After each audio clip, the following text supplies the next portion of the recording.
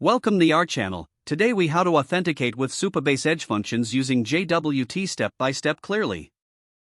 In this video, we will walk through how to authenticate with Supabase Edge Functions using JSON Web Tokens, or JWT.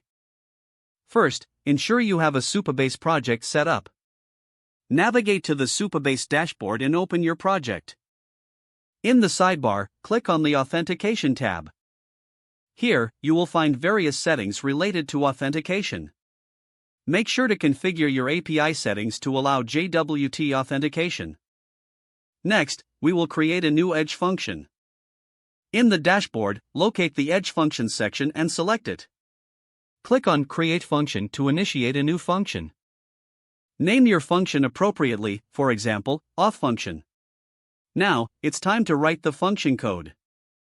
Use the authentication library provided by Supabase.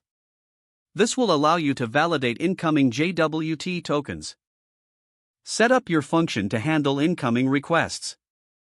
Check the HTTP method to ensure it is a POST request. Extract the JWT from the request headers. If the JWT is missing, return an error response. Next, decode the JWT using the Supabase secret key. Verify the signature of the JWT to ensure it is valid.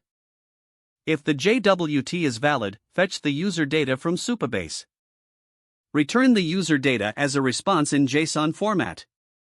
If the token is invalid, return an appropriate error message. Deploy your function using the deployment options provided by Supabase. Test the function by sending a request with a valid JWT.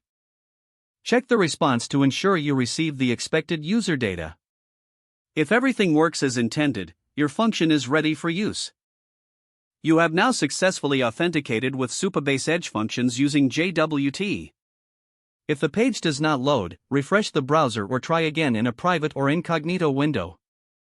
Make sure you are using the correct email address, then retype it carefully to avoid small typos.